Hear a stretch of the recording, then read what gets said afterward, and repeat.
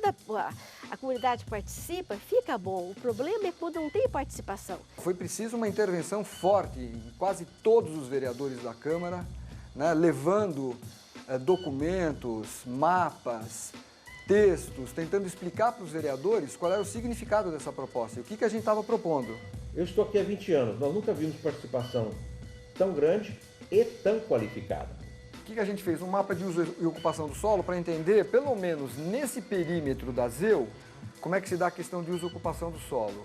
A sociedade mudou muito, ela se qualificou, a internet socializou o conhecimento, todos chegavam aqui, conheciam o mapa, sabem acessar, tem informação dos quadros, tem informação do texto da lei. Eu acho que foi uma vitória significativa, uma vitória da organização popular, uma vitória de um trabalho bem embasado, né? Mostrando para a prefeitura, mostrando para o legislativo que não dá para sair demarcando áreas em duas dimensões.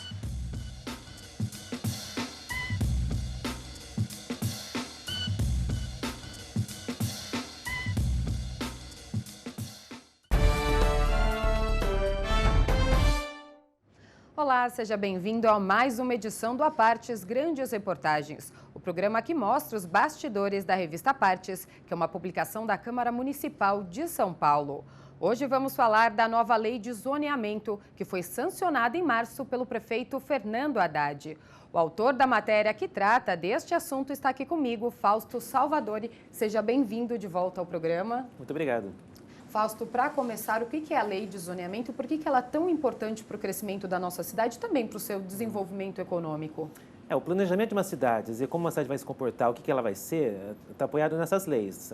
Você tem, primeiro de tudo, você faz o plano diretor, depois a lei de zoneamento e aí você complementa com o código de obras. O plano diretor, ele traça as linhas gerais, como a cidade vai ser, como ela vai estar classificada. O zoneamento, ele detalha o plano diretor. O Paulo Franchi, que foi relator dessa lei aqui na Câmara, ele faz a seguinte comparação. O plano diretor é o sonho de como a cidade tem que ser. A lei de zoneamento se diz como que esse sonho vai se tornar realidade.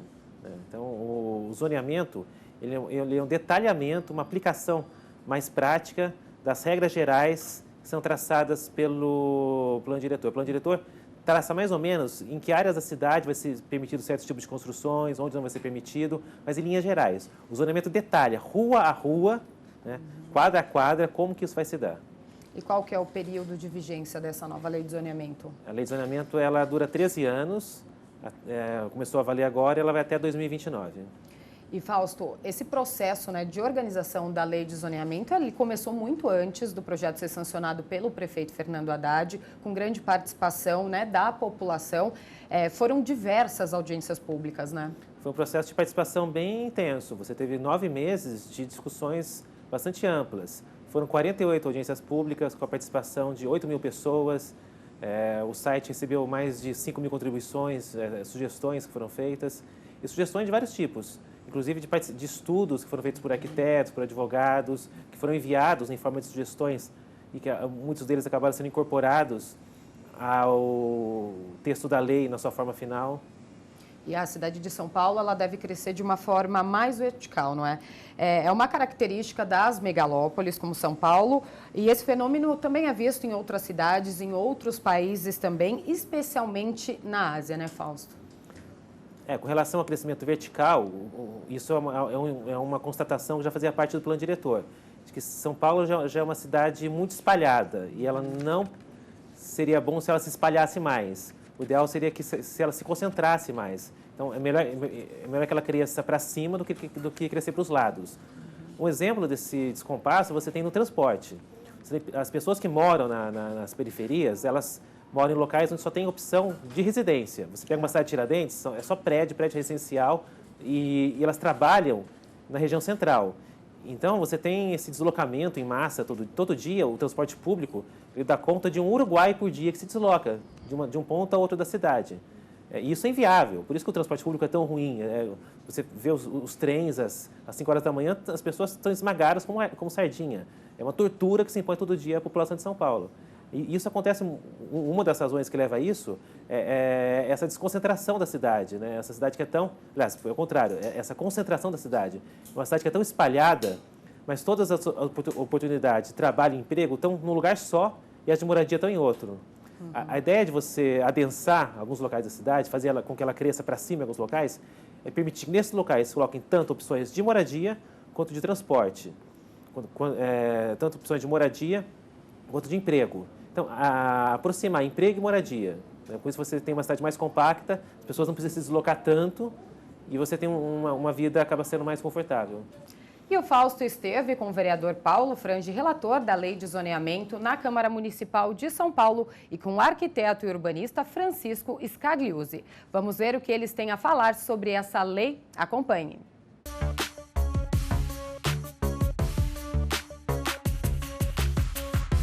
A busca da São Paulo Real foi uma determinação da Câmara de São Paulo desde que chegou a lei aqui. Tentar aproximar a lei de parâmetros de uso e ocupação do solo, parâmetros factíveis que possam induzir o desenvolvimento econômico. O que são os eixos de estruturação da transformação urbana?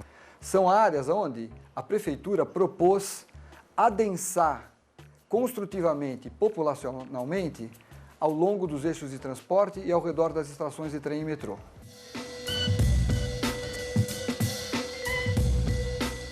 Atividades de maior concentração de riqueza, do ponto de vista de gerar renda e emprego, elas naturalmente vão estar mais próximas do sistema de transporte. O que ficou definido? Ficou definido que nessas áreas seria possível edificar e construir bastante, adensando o tecido urbano, adensando o território e limitando o número de vagas de estacionamento, só uma vaga por unidade habitacional. A regra é que a ZEU, ela é tudo que tiver contido, as quadras que tiverem contidas num raio de até 300 metros em torno da estação, se a quadra tiver inteiramente contida nesse raio, ela faz parte da ZEU. O que aconteceu é que essa ZEU avançou sobre áreas da cidade, sobre áreas do Sumarezinho, no caso aqui do Sumarezinho e da Vila Madalena, que são áreas impróprias à verticalização.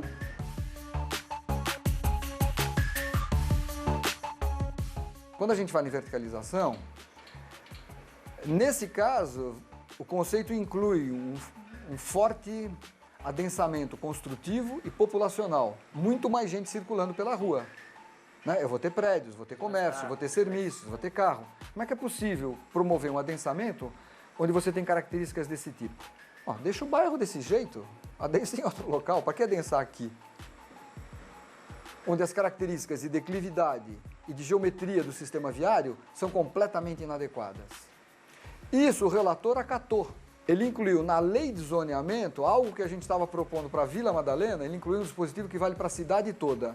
Onde tem declividade acima de 30%, está impedido a construção de edifícios acima de 28 metros ou térreo mais 8 pavimentos.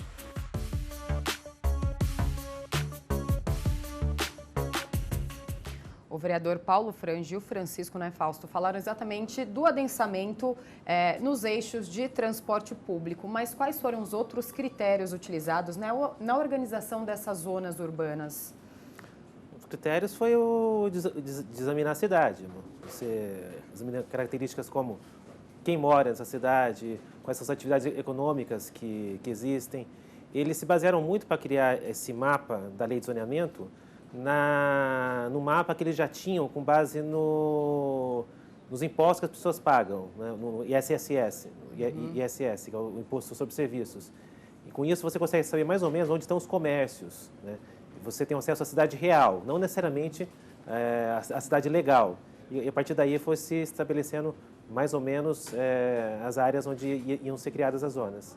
E houve um avanço dessas zonas, chamada de ZEUs, para áreas que não reuniam condições, por exemplo?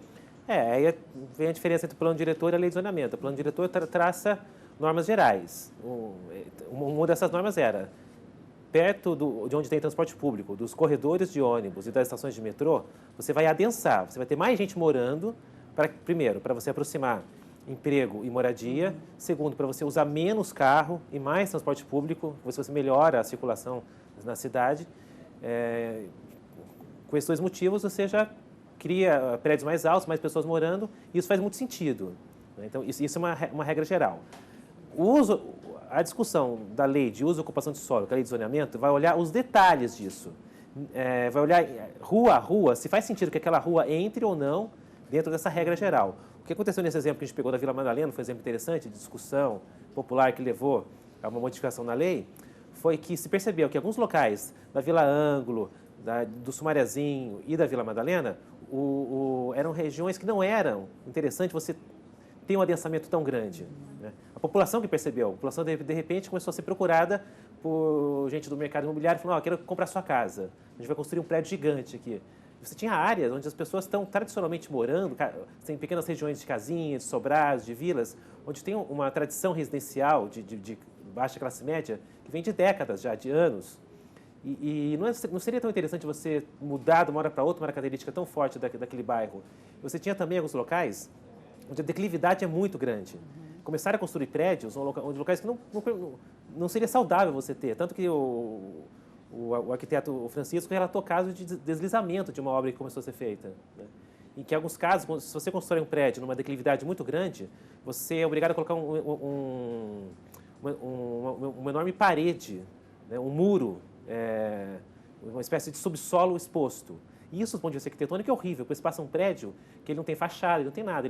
Você vê um muro gigante, né, separando você da calçada. É inseguro para a população, é tudo que o plano diretor e a lei de zoneamento querem evitar. Eles querem justamente o contrário. Querem prédios que você possa circular, que tenha fruição ativa, que tenha fachada ativa, fruição pública. Legal, Fausto. A gente vai continuar falando da lei de zoneamento depois do intervalo. Já voltamos com mais apartes, grandes reportagens.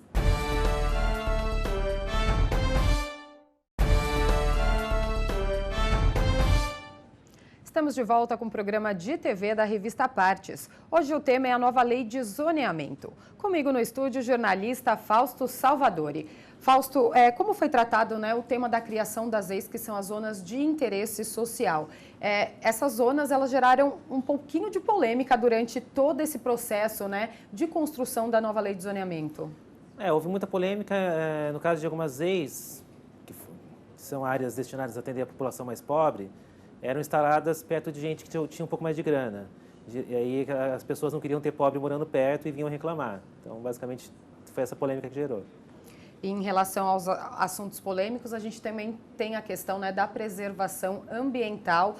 A gente vai ter mais áreas verdes na cidade ou elas vão diminuir? Elas vão aumentar. Isso, o vereador Paulo Frange, que é relator, declara isso e parece que é pacífico que realmente vai ter um aumento de áreas verdes. Mas muitos ambientalistas criticam, e vereadores ligados à causa ambiental criticam a maneira como isso está sendo feito. Criticaram, por exemplo, a instalação de áreas de moradia no Parque dos Búfalos, que é uma área de preservação ambiental. Então, é uma questão polêmica. Lados diferentes têm visões diferentes sobre essa questão. A questão do Parque dos Búfalos continua sendo discutida até agora, né? Sim, é uma questão bem forte aqui. Porque você mexe com duas coisas muito importantes, são essenciais. A moradia, né, de quem vive hoje na cidade no presente, e o meio ambiente, que diz respeito ao futuro das pessoas que vão morar em São Paulo nas próximas gerações. Olha, Fausto, vamos aproveitar e ver mais um trecho da entrevista que ele fez com o vereador Paulo Frange e com o arquiteto. Acompanhe.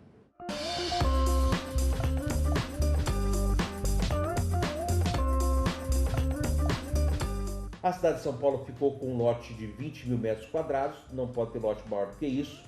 Todos têm que ter de frente, no máximo 150 metros. Portanto, a cada 150 metros se obriga a construir um viário, também para poder facilitar a vida do pedestre e para que a gente possa ter mais segurança. A partir de 20 mil metros quadrados, você tem que fazer o desmembramento do lote. Até 40 mil metros quadrados, você tem que fazer doação de verde, de área institucional para o município e área sem afetação para o município destinar o que quer para essa área. Portanto, acima de 40 mil metros quadrados, todos têm que doar 15% da área em viário. E doar em viário significa pista de rolamento mais calçada larga, para que a gente possa ainda ocupar os espaços vazios de São Paulo de uma forma mais qualificada.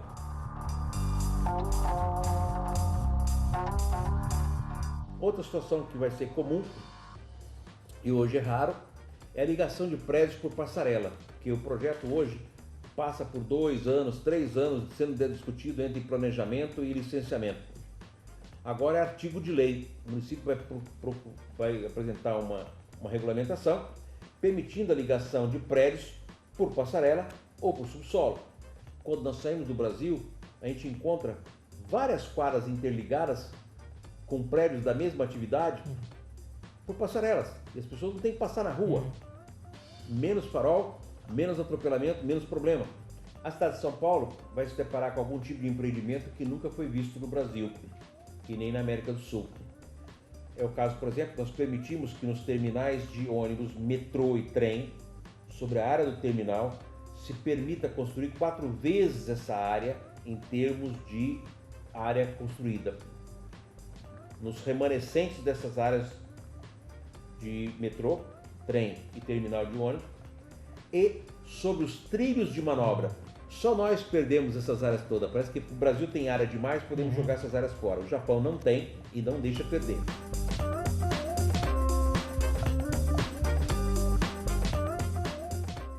Fausto, essa questão de construir, né, sobre terminais de ônibus, trens e metrô, a gente já tem em outras cidades, mas aqui em São Paulo isso ainda não era visto. Agora, com a lei de zoneamento, é possível. E parece que vai ser algo bem rápido, porque logo depois da lei de zoneamento ser aprovada, a Secretaria Estadual de Habitação anunciou que vai ser feita uma PPP, uma parceria público-privada, prevendo a construção de 7 mil moradias nas áreas das estações de Brás, Bresser e Belém. A ideia é que você vai começar a ter gente morando, né, e comércio sendo feito em cima das estações de trem, nos terminais de ônibus, que é algo novo. Assim, você tem alguns shoppings junto a algumas estações de metrô, mas é algo diferente. Você vai ter moradia e comércio nesses locais. Então a ideia é você junta tudo, né? Você está perto, você está em cima do transporte, você tem o comércio, a ideia é que a vida da pessoa fique um pouco mais acessível, né? A população, aquilo que a gente já falou, demora muito nos deslocamentos até o trabalho, né? Porque para chegar até o metrô tem que pegar um ônibus muitas vezes e morando, na verdade, ali em cima da estação de metrô vai facilitar, vai melhorar até a qualidade de vida da população. A grande ideia é melhorar a qualidade de vida, porque São Paulo é uma cidade muito inóspita, é uma cidade que se apoiou muito no carro, desde que ela começou a ser pensada, nos anos 30, quando o prefeito Prestes Maia começou a fazer o grande planejamento da cidade, que era o plano de avenidas. Ela foi uma cidade pensada para você se deslocar por carro. E se mostrou inviável. Não tem como uma cidade de 10 milhões de habitantes ter 20, 30 milhões de carros, como as pessoas circulam todos os dias. Toda a megalópole precisa ter um transporte público eficiente.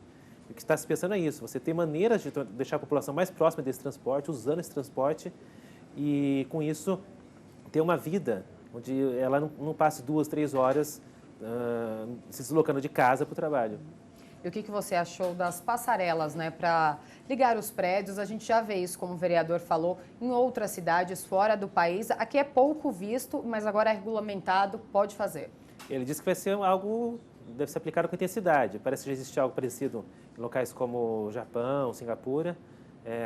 Você está em um prédio, você vai para outro, você não precisa descer, atravessar uma grande avenida, você vai ter várias passarelas ligando um prédio a outro.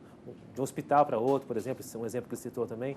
Parece algo bem diferente e inovador. E, de novo, você privilegia o caminhar pela cidade, né?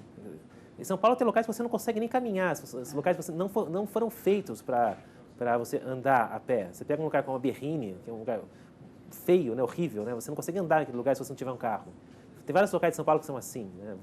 É uma cidade pensada para você circular, você encontrar pessoas na rua. São Paulo começou a descobrir o espaço público agora, né? E esse projeto das passarelas é algo que deve ajudar.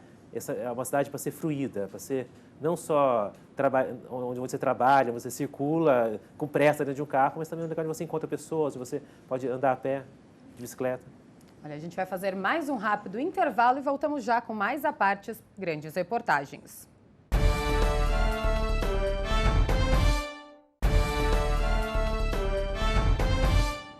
Estamos de volta para a última parte do programa Apartes Grandes Reportagens. Hoje, o tema é a nova lei de uso e ocupação do solo da cidade, a lei de zoneamento sancionada pelo prefeito Fernando Haddad em março. Comigo no estúdio, o jornalista Fausto Salvadori, autor de uma reportagem especial sobre esse tema. Fausto, outro tema muito polêmico da lei de zoneamento foram as zonas exclusivamente residenciais. A população veio para a Câmara, brigou bastante, eles não estavam dispostos a ceder. Qual foi o desfecho dessa história? No geral, parece que se chegou a acordo. O vereador André Matarazzo foi um dos grandes defensores das zonas estritamente residenciais. Ele criticou muito o projeto na forma como ele veio enviado pelo Executivo, pelo prefeito Fernando Haddad, mas ele disse que ficou satisfeito com a maneira como os vereadores, no final, mantiveram as zonas estritamente residenciais na maneira como elas são hoje. Alguns continuam reclamando bastante, tem algumas associações de bairro que vão entrar anunciaram que vão entrar na Justiça querendo modificar a lei, porque não estão satisfeitas da maneira como essas zonas foram tratadas.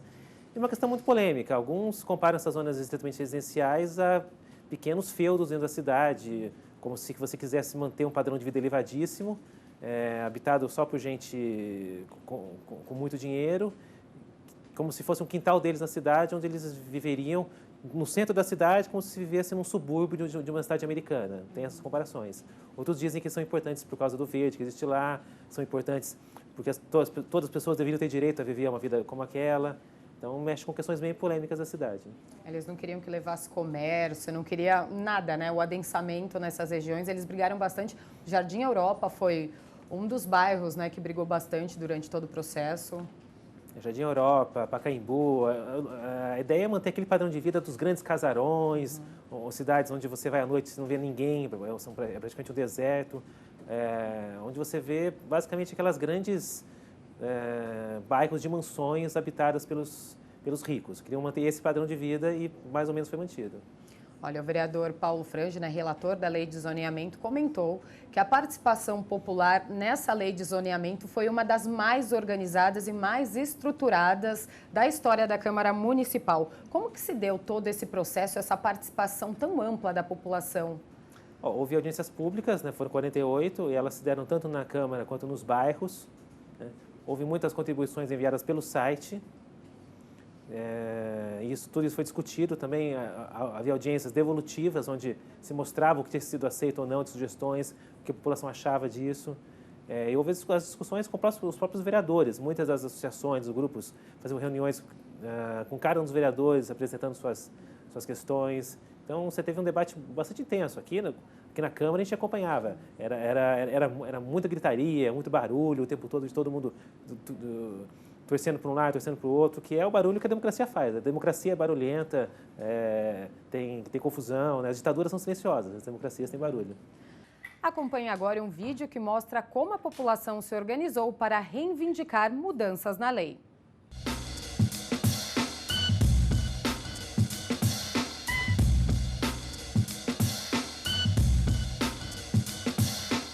O problema do brasileiro é que a gente não sabe, a gente não entende de leis. Aí eu comecei a estudar o que era o PDE, o que era a lei de zoneamento. Depois surgiu a ideia do Francisco fazer o projeto urbanístico. Ele escreveu o projeto, fez os mapas, trouxe para a comunidade.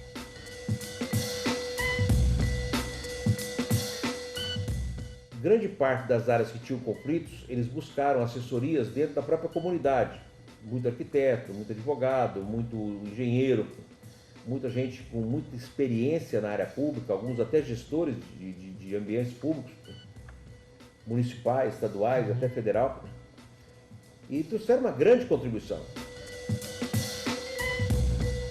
Foi preciso uma intervenção forte em quase todos os vereadores da Câmara, né, levando documentos, mapas, textos, tentando explicar para os vereadores qual era o significado dessa proposta, o que a gente estava propondo. Nós somos o único grupo que apresentou e teve a proposta parcialmente aceita nessa discussão. Eu estou aqui há 20 anos, nós nunca vimos participação tão grande e tão qualificada. Aqueles que estiveram aqui acabaram aprendendo muito e acabam repassando na sua comunidade essas informações. A gente conseguiu suprimir 200 mil metros quadrados da ZEU. Eu acho que foi uma vitória significativa, uma vitória da organização popular, uma vitória de um trabalho bem embasado, né?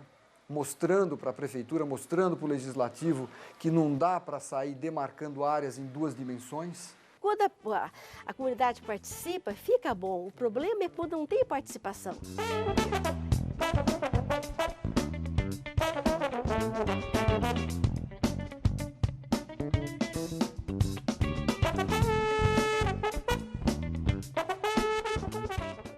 gente viu nas entrevistas que você fez que a população buscou apoio técnico também, né? Porque mesmo que eles não soubessem o que é a lei de zoneamento, o que era cada zona, eles foram buscar apoio para vir brigar e ter argumento para brigar, né, pela sua região. Nesse exemplo específico, foi interessante que eles contrataram um arquiteto, essa associação de moradores, que unia a gente do Sumarezinho, da Vila Anglo, da Vila Madalena. O arquiteto foi contratado para fazer um estudo mostrando como o plano diretor já vinha causando alguns problemas no bairro, por conta da verticalização que já estava começando, e esses problemas iam ser agravados. E o que eles conseguiram? Eles conseguiram que essa ZEU, essa zona onde se permitiria o adensamento maior, construção sem limite de altura para os edifícios, até 5 vezes o tamanho do terreno, essa zona fosse modificada, né? Se preservou algumas áreas que têm características mais residenciais, se preservou áreas que têm declividade muito grande. No final de 700 mil metros quadrados, essa ZEU diminuiu para 500 mil metros quadrados. Tudo muito com base em um trabalho muito técnico que foi realizado pela comunidade dessa maneira. E não foi só algo que serviu só para aquela comunidade. Essa regra da declividade que esse arquiteto e esses moradores apontaram acabou sendo estendida para toda a cidade. Se colocou uma regra na lei de zoneamento que, a partir de uma certa declividade, o que eles chamam de 30% de declividade, não se pode verticalizar. E Fausto, para finalizar, o que você acha que a cidade vai ganhar com essa nova lei de zoneamento? É o tipo de coisa que só o futuro vai dizer. O que se aponta muito é que as leis que a gente tem, a de zoneamento e o plano diretor anteriores, também eram muito boas. Foram já feitas há mais de 10 anos. Mesmo assim, eles não conseguiram fazer uma cidade melhor, ou não conseguiram fazer com que a cidade melhorasse muito. Porque grandes leis ainda precisam no dia a dia, de outras questões que não só a lei para que a cidade melhore. Tem toda a questão da economia, tem toda a questão de como as pessoas vão se comportar no seu dia a dia. Então, o que parece, pelo que todo mundo, os especialistas falam, a gente tem uma lei muito boa. Se essa lei vai conseguir fazer a cidade ser melhor ou não, vai depender de muita coisa, acho que principalmente da gente, no que a gente faz no nosso dia a dia. Fausto, muito obrigada por mais uma participação aqui no programa. Eu que agradeço. E o Apartes de hoje fica por aqui. Lembro que você pode acessar todo o conteúdo da revista pela internet. Acesse câmara.sp.gov.br e vá à seção da revista Apartes. Obrigada por sua companhia e até a próxima semana. TV Câmara São Paulo, informação para a cidadania.